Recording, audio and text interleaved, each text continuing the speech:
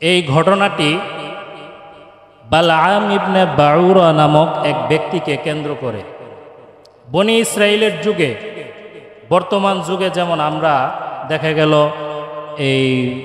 এই অঞ্চলে সহিল প্রোগ্রামে 5 জন আলেম, নুন প্রোগ্রামে 4 জন আলেম, অমুক দেশের একজন বড় আলেম, ওই দেশে আরেকজন বড় একজন আলেম আছে। ঠিক আমাদের নবীজি আসার আগে যেই যুগটা ছিল, ওই যুগের মধ্যে আমাদের বর্তমান যুগে যেমন এই অঞ্চলে একজন আলেম, ওই অঞ্চলে একজন আলেম, আমাদের নবী আসার আগে বনি ইসরাইলের যুগে তখন ছিল এই অঞ্চলে একজন নবী, সেই অঞ্চলে 2 জন নবী, ওই অঞ্চলে আরেক নবী, এরকম ছিল। তো নবী হইতে গেলে বনি ইসরাইল যুগে আল্লাহ পাক রব্বুল আলামিন প্রথমে কাউকে ইলম দান করতেন, তারপর তার স্বভাব, তার চলাফেরা এগুলাকে কেন্দ্র করে একটা পর্যায়ে গিয়ে তাকে আল্লাহ তাআলা নবুয়তি দান করতেন। ঠিক আছে? তো বালআম ইবনে বাউরা নামক একজন ব্যক্তি বনি ইসরাইল যুগে ছিল। এই ব্যক্তিটি মুস্তাজাবুদ দাওয়াত, মানে তার দোয়া আল্লাহর দরবারে কবুল হয়ে যেত। সে ইসমে আজমের আমল জানতেন। আল্লাহ তাআলা তাকে ইলম দান করেছিলেন। সে সেইটাকে পুঁজি করে, কেন্দ্র করে দুনিয়া কামানো শুরু করলো। দুনিয়াদার বর্তমানে যেমন ইলম অর্জন কইরা অনেক আলেমদেরকে দেখবেন ওয়াজের মাঠে কন্ট্রাক্টের ভিতরে চলে যায়। অনেকে দেখবেন 70,000 80,000 টাকা কন্ট্রাক্ট করে, 70,000 80,000 টাকা কন্ট্রাক্ট করে, অ্যাডভান্স 20-30,000 টাকা নেয়। তারপরে যখন আরেক দল যায় বলে, হুজুর আমাদেরকে ওই ডেটটা দেন, দেখেন খালি আছেনি।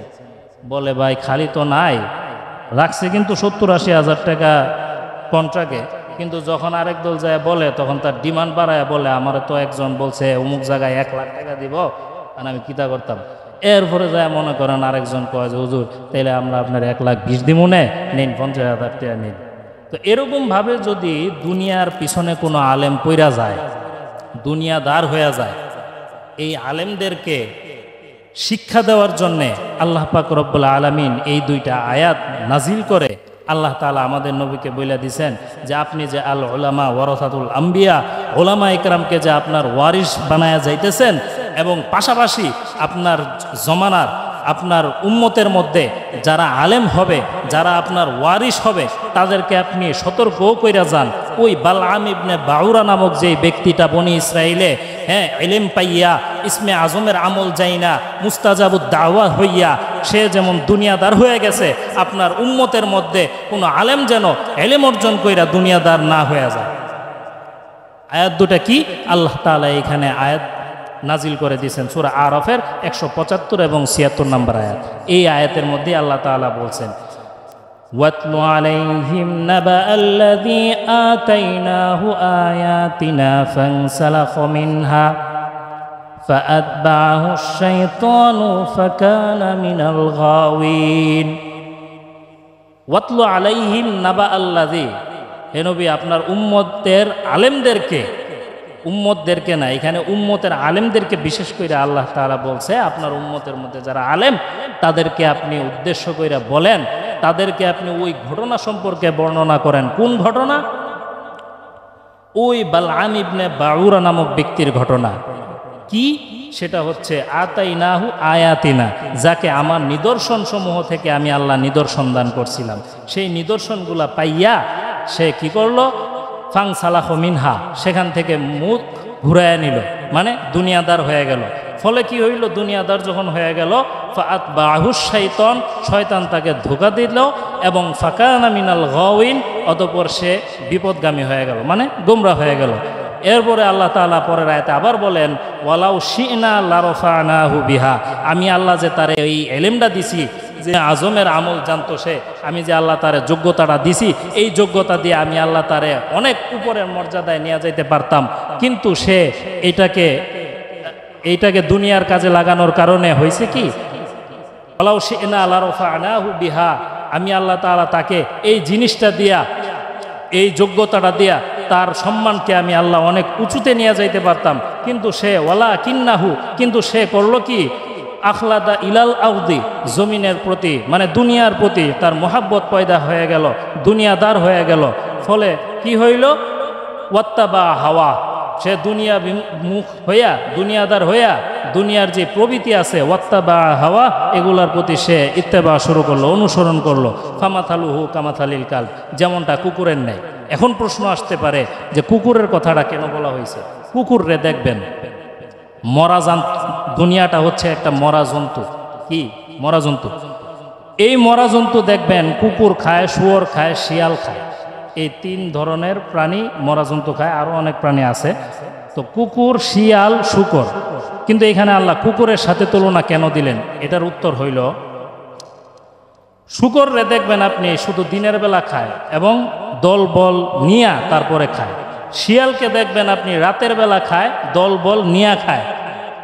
আর কুকুর এমন এক প্রাণী, সে জানে পুরা আস্তা গরুটা সে খাইতে পারবে না, তারপরেও দেখবেন অন্য কুকুর আইলে ভৌ ভৌ করে তাড়ায় দেয়।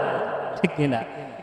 তো ঠিক কুকুরের সাথে তুলনা এই জন্যই দিছেন যে কুকুর জানে একা পুরা গরুটা খাইতে পারবে না, তারপরেও দেখবেন সেই কুকুর করে কি, একা খাওয়ার জন্য অন্য কুকুর আসলে ভৌ ভৌ বইলা তাড়ায় দেয়। আবার কুকুররে দেখবেন দিনেও খায়, রাতেও খায়, রাতেও খায়, দিনেও খায়। সে সবসময় খালি খাইতেই থাকে, খাওয়ার উপরে থাকে। এজন্য আমার ভাইয়েরা, আল্লাহ পাক রব্বুল আলামিন বলেছেন এই দুনিয়াটি হচ্ছে একটা মাতাউল গুরুর, এই দুনিয়াটা হচ্ছে প্রবৃত্তি, আর কিছুই না, একটা খেলার জায়গা। ই'লামু আন্নামাল হায়াতুদ দুনিয়া লাইবুন ওয়া লাহু ওয়া যিনাতুন ওয়া তাফাখুরুম বাইনাকুম ওয়া মাল হায়াতুদ দুনিয়া ইল্লা মাতাউল গুরুর। এই দুনিয়াটা কোনো কিছুই নয়, এই দুনিয়াটা হচ্ছে ভোগ বিলাসিতার একটা জায়গা।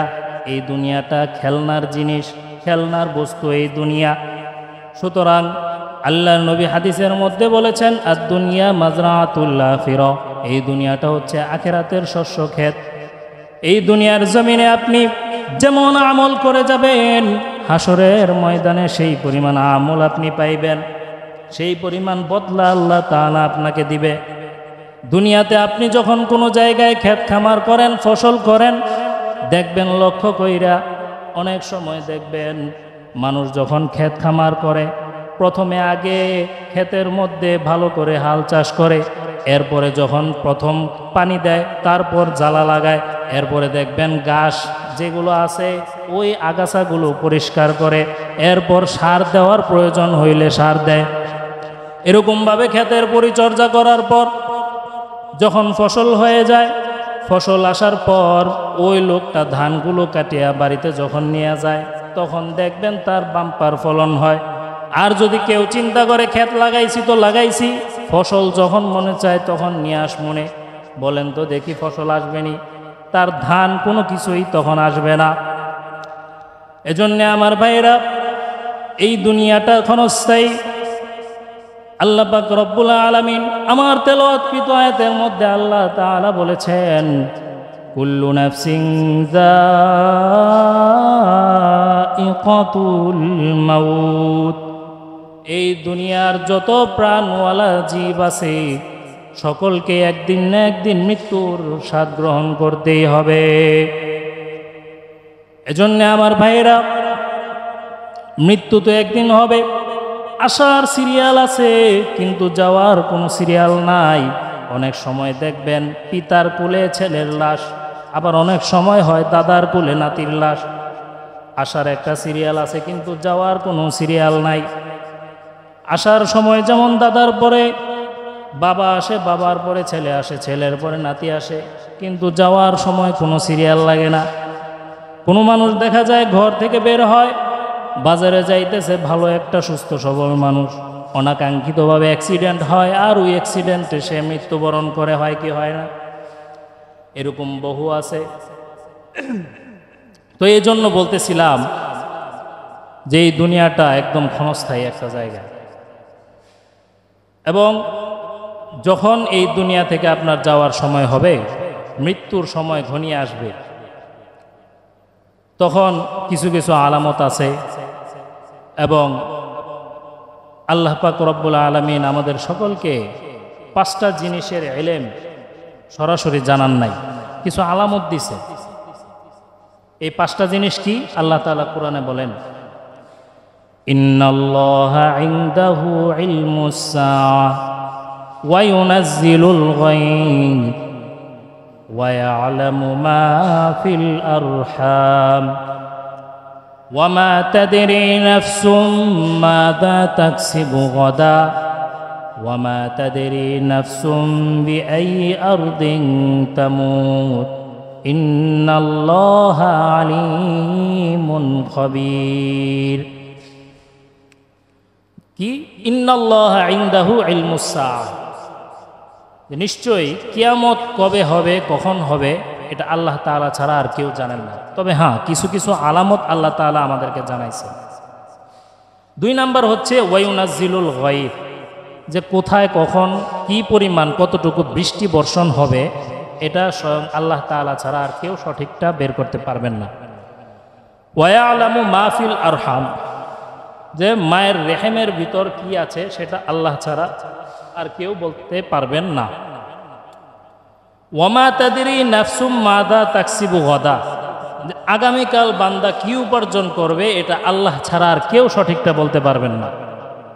অথচ এই যে আমি আপনাদেরকে এতক্ষণ যাবৎ যেই কথাগুলো শুনাইলাম, দুনিয়াদার, এতক্ষণ তো বলছি আলেমদেরকে নিয়ে, যে দুনিয়াদার আলেম হইলে তার অবস্থাটা কি হবে, আল্লাহ তাআলা তো কোরআনের মাধ্যমে তার অবস্থা সম্পর্কে স্পষ্ট জানায়া দিছেন।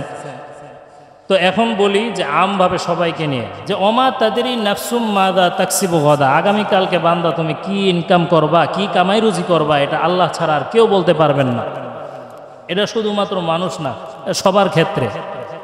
এই যে পশু পাখি দেখেন, সমুদ্রে তিমি মাছ, ডলফিন মাছ, হাঙর মাছ, কত বড় বড় মাছ আছে, জঙ্গলে কত বড় বড় পশু আছে, হাতি আছে, বাঘ আছে, ভাল্লুক আছে, সিংহ আছে, এদের কি পরিমাণ খাবার লাগে, এরা একজনও তো না খায়া নাই। এই সমস্ত মাখলুকাতগুলা টেনশন নাই, এখন দুপুরবেলা খাইছে, রাত্রেবেলা খাবারের জন্য টেনশন নাই, অথচ খাবার ঠিকই পাইতেছে। আর আমরা মানুষ হইয়া, সৃষ্টির শ্রেষ্ঠ জীব আশরাফুল মাখলুকাত হইয়া আমরা আজকে দুপুরে খাইছি, রাতের খাওয়ানোর টেনশন নিয়ে পড়ে আছি, রাত্রে কি খামো। রাতের খাবার যদি রোজগার হয়, চিন্তা করি আগামী 1 সপ্তাহ কি খামো সেটাও কামাই করে নেই। আগামী 1 সপ্তাহটা রুজি হয়েছে, চিন্তা করি 1 মাস কি খামো সেটাও রুজি করে নেই। 1 মাস রুজি করার পর চিন্তা করি যে 1 মাসেরটা তো কামাই হয়েছে, এখন চিন্তা করে বছরটা কেমনে পার করব, এইরকম টাকা পয়সা আমার ইনকাম করতে হবে। যখন দেখে যে আমার 1 বছরের ইনকাম হয়েছে, এটা দেওয়া হইব না, আমার জায়গা কিনতে হবে, আমার বাড়ি করতে হবে, গাড়ি কিনতে হবে, জমি কিনতে হবে, ক্ষেত কিনতে হবে, কত কিছু কিনতে হবে। সব কিছু কেনার পর সারা জিন্দিগি সে বৈশা খাইতে পারবে, এরকম পরিমাণ টাকা পয়সা অর্থ সম্পদ কামাই করার পরেও চিন্তা করে আমার ছেলে মেয়ে কী করে যাবে, আমার ছেলে মেয়েরটা তো কামাই কইরা দেওয়া যাইতে হবে। ছেলে মেয়েরটা হওয়ার পরে চিন্তা করে আমার নাতি কি খাবে, নাতিপুতি যারা কি খাবে, তারা কি খাবে, এই পরিমাণ ইনকাম কইরা যাইতে হবে। কথা বলেন ঠিক কিনা? অথচ আল্লাহ তাআলা বইলা দিয়েছেন ওয়ামা তাদেরই নাফসুম মাদা তাকসিবু গাদা, আগামীকালকে তুমি কি খাইবা, কি উপার্জন করবা, এটা আমি আল্লাহ জানি। এটার প্রমাণ আমরা অনেক সময় বলি, দেখেন সমাজে একটা কথার প্রচলন আছে, নদীর এপার ভাঙে ওপার করে, এই তো নদীর খেলা, সকাল বেলার ধনী রে তুই ফকির সন্ধ্যাবেলা। সকালে আপনি ধনী আছেন, বিকালে ফকির হবেন কি হবেন না, রাতের বেলা ধনী আছেন, সকালবেলা ফকির হবেন কি হবেন না, এটা আপনি জানেন না। এর প্রমাণ দেখেন, এই যে মায়ানমারের যে রোহিঙ্গারা বাংলাদেশের শরণার্থী হিসাবে আসছিল, এর মধ্যে কিছু তো আছে গরিব, হ্যাঁ, ফকির মিসকিন গরিব তো কিছু আছে, এর বাহিরেও বেশিরভাগ মানুষ এমন আছে যারা মায়ানমারে অবস্থানরত অবস্থায় তাদের 2টা-3টা বাড়ি ছিল, শিল্পপতি ছিল, অনেক টাকা পয়সার মালিক ছিল, কিন্তু আজকে সে 2টা-3টা বাড়ির মালিক, অথচ ওই গরিব ফকির যারা আছে মিসকিন, তাদের অবস্থা, তাদের যে অবস্থা তাদেরও সেই অবস্থাই। এই যে ফিলিস্তিনের ভাইয়েরা, তাদেরও অবস্থাও দেখেন আপনি। অনেক শরণার্থী মিশরে এমন আছে, হ্যাঁ, আমার শালা একজন মিশর পড়ালেখা করে, সে বলছে যে দুলাভাই এখানে অনেক মানুষ আছে এমন যারা কোটি কোটি টাকার মালিক ছিল, শিল্পপতি ছিল, ব্যবসা বাণিজ্য করত, 2টা-3টা বাড়ির মালিক ছিল, কিন্তু আজকে তারা শরণার্থী হয়ে আসছে। কেউ যদি 2 টাকা দান করে, সেই টাকা খাইবার আশায় সে বসে থাকে, এরকম মানুষ হয়ে যায়। তো সুতরাং আমি যে কথাগুলো বলছি এর দ্বারা একটাই মেসেজ আপনাদেরকে আমার দেওয়া, হাতে পায়ে জোর আমি আপনাদেরকে অনুরোধ করে বলতেছি যে দুনিয়ার পিছনে ছোটা যাবে না, এই দুনিয়াটা হচ্ছে ক্ষণস্থায়ী। যে আমাদের হজরত মাওলানা জয়নুল আবদিন বাকাইলি রহমতুল্লাহি আলাইহির কথা বলতেছিলাম, যে উনি যদি আজকে দুনিয়াদার হইতেন, তিনি যদি ইনকাম টেনশন করতেন যে আমি ওয়াজ কইরা বয়ান কইরা টাকা পয়সা কামাই করব, আজকে ব্রাহ্মণবাড়িয়া সদরে তার 5টা বাড়ির মালিক থাকতেন তিনি। অথচ তিনি একদম সাদাসিধাভাবে চলাফেরা করছেন। তিনি যে আল্লাহওয়ালা মানুষ ছিলেন, তার জানাজা দেখলে আপনারা সকলেই বুঝতে পারবেন তার জানাজায় কত হাজার হাজার মানুষের উপস্থিতি ছিল, সমাগম ছিল। আল্লাহ তাআলা হজরতের কবরকে জান্নাতের টুকরা বানায় দেখ। হজরতকে আল্লাহ তাআলা জান্নাতুল ফেরদাউস নসিব করুন। আর সকলেই দোয়া করবেন হজরতের জন্য এবং এলাকাবাসীর যত মুর্দেগান আছে সকলের জন্য সকলেই দোয়া করবেন। ওয়া আখিরু দাওয়ানা।